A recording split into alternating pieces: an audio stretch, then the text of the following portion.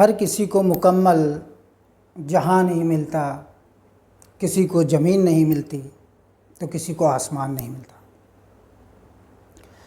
ज़िंदगी में सारी ख्वाहिशें किसी की पूरी नहीं होती, लेकिन लोग कोशिशें करते हैं, करनी भी चाहिए।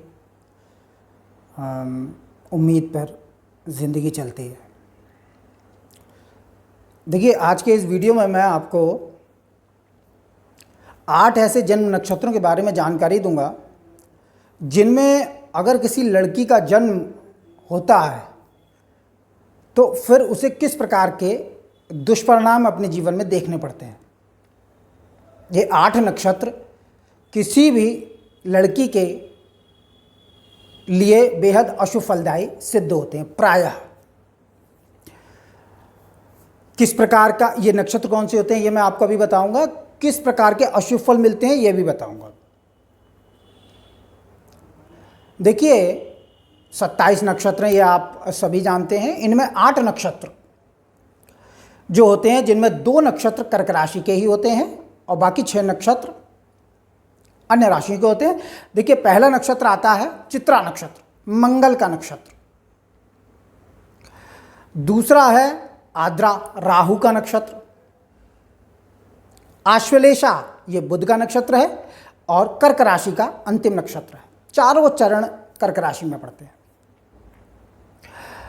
शतभिषा राहु का नक्षत्र, कुंभ राशि का मध्यवर्ती नक्षत्र है और मूल नक्षत्र केतु का नक्षत्र, धनु राशि का प्रारंभिक नक्षत्र है। चारों चरण इसी में आते हैं। कृतिका सूर्य का नक्षत्र है।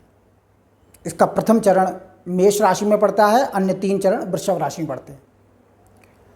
पुष्य नक्षत्र, ये फिर कर्क राशि का मध्यवर्ती नक्षत्र।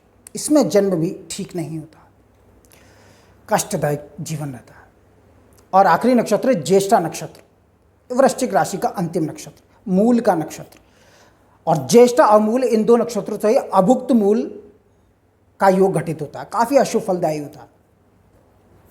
तो इस प्रकार से चित्रा, आद्रा, आश्वलेषा, शतभिषा, मूल, कृतिका, पुष्य और ज्येष्ठा, इन 8 नक्षत्र में अगर किसी लड़की का जन्म हो तो उसे किस प्रकार के अशुभ फल भोगने पड़ते हैं। देखिए, इन नक्षत्र में जन्म होने से मृतवत्सा, बंध्या, वैधव्य और शादी करके शादी का खंडित हो जाना या अनबन हो जाना, रिश्ते का मैंने त्याग दिया, एक दूसरे को लोग जो त्याग देते हैं, छोड़ देते हैं, इस प्रकार का, खासतौर से लड़कियां विवाह करती हैं उसके बाद उनको त्याग दिया जाता है। इस प्रकार से मतलब रिश्ता खराब हो जाता है। ये 4 प्रकार के विशेष अशुभ फल मिलते हैं। बंध्या, पहला मतलब है बंध्या। बंध्या से मतलब होता है बांझ, बच्चे नहीं होते। बंध्या का जीवन जीना पड़ता है, लाख कोशिशों के बाद भी अपने बच्चे जन्म नहीं लेते। इन नक्षत्रों में अगर किसी लड़की का जन्म है। मृतवत्सा, मृतवत्सा का मतलब होता है संतानें जन्म तो लेती हैं लेकिन वो जीवित नहीं रहती, एक के बाद एक खत्म होती जाती। इस प्रकार का गर्भपात वगैरह होते हैं, कई कारणों से बच्चे जन्म लेते हैं परंतु वो उदर में ही यानी पेट में ही या बाद में वो उनका जीवन खत्म होता है। वैधव्य, दायक होते हैं ये नक्षत्र विशेष रूप से, ये फलदायी नहीं होते नक्षत्र। इनमें वैधव्य की घटना विशेष होती है। जीवन साथी का असामयिक दुनिया से छोड़कर चला जाना।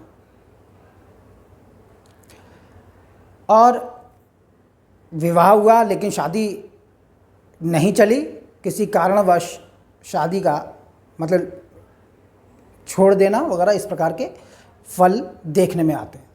लेकिन इन नक्षत्रों में जन्म हो तो ये फल आपको भोगने ही पड़ेंगे। लेकिन अगर जन्म कुंडली अच्छी है, ग्रह योग अच्छे हैं जन्म पत्रिका में, तो एक कालांश में ये फल घटित होंगे जीवन में और फिर बाद में कोशिशों के बाद जीवन में सुख भी आता है, बशर्ते योग अच्छे पड़े हों। अगर इन नक्षत्रों में जन्म, इन 8 नक्षत्रों में जन्म है और कुंडली भी खराब है, बेसिकली जो कहना चाहिए आपके जन्म पत्रिका में 5th हाउस जो होता है, पंचम भाव, इस संतान का होता है, अगर ये खराब है तो बंध्या और मृतवत्सा योग निर्मित होता है। पंचमेश की स्थिति अच्छी नहीं है, नीच राशि में, छठे, आठवें, 12वें भाव में नीच राशि में अस्तुआ है, यहाँ निर्बल पाप ग्रह बैठा है, सूर्य, शनि, राहु, केतु निर्बल होकर पंचम में आ जाए, तो इस प्रकार के बच्चों से संबंधित अशुभ परिणाम देखने ही पड़ेंगे और जन्म भर देखने पड़ते हैं। अष्टम भाव गड़बड़ हुआ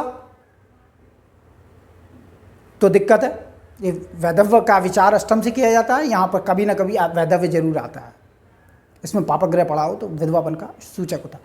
सप्तम भाव और द्वितीय भाव, ये दोनों भाव शादी से संबंधित होते हैं। अगर सप्तमेश और द्वितीयेश की स्थिति जन्म पत्रिका में आपके खराब है, छठे, 8वें, 12वें में चले जाएं, ये दोनों ग्रह नीच के हो जाएं, अस्त हो जाएं सूर्य से, यहाँ पर आपके सप्तम भाव में और सेकंड हाउस में अगर आपके निर्बल पाप ग्रह पड़े हों, शुभ ग्रह भी अगर निर्बल होकर पड़ते हैं तो भी विवाह सुख की हानि करते हैं। तो इस प्रकार से ये पंचम, सप्तम, अष्टम और सेकंड हाउस, इनकी स्थिति जन्म पत्रिका में विशेष रूप से अच्छी ना हो और जन्म नक्षत्र ये 8 हों, यानी चित्रा, आद्रा, आश्लेषा, शतभिषा, मूल, कृतिका, पुष्य और ज्येष्ठा, तो निश्चित रूप से जीवन भर लड़की को इस प्रकार के अशुभ परिणाम भोगने ही पड़ते हैं।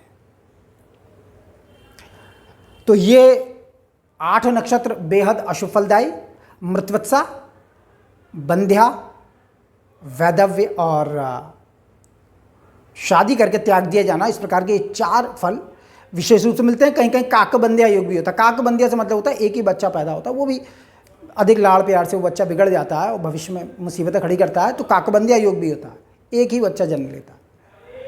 तो शादी के लिए, संतान के लिए बेहद खराब होता है। आर्थिक स्थिति भी ये ग्रह बिगाड़ देते हैं अगर इस प्रकार से ग्रह स्थिति हो जैसे मैंने बताया। और ये जो जन्म नक्षत्र हैं ये विशेषकर परेशानी देने वाले होते हैं। किसी भी लड़की का जन्म अगर इन नक्षत्र में है तो कभी ना कभी उसे इन परिस्थितियों से गुजरना ही पड़ेगा। कुंडली अच्छी है तो एक निश्चित समय के बाद, कोशिशों के बाद सुख मिल जाता है, लेकिन अगर जन्म पत्रिका भी अच्छी नहीं है तो आप एड़ी से लेकर चोटी का जोर लगा लें, आपको वह परिणाम भोगने ही पड़ेंगे, क्योंकि जो भाग्य निश्चित होता है वह नहीं बदलता। तो इस वीडियो में इतना ही। मेरा वीडियो अच्छा लगे तो इसे लाइक करें, शेयर करें, सब्सक्राइब करें। और जन्म पत्रिका विश्लेषण के अगर आप इच्छुक हैं, क्योंकि मूल भाग्य वहीं से होता है, तो नंबर डिस्क्रिप्शन में है। नमस्कार।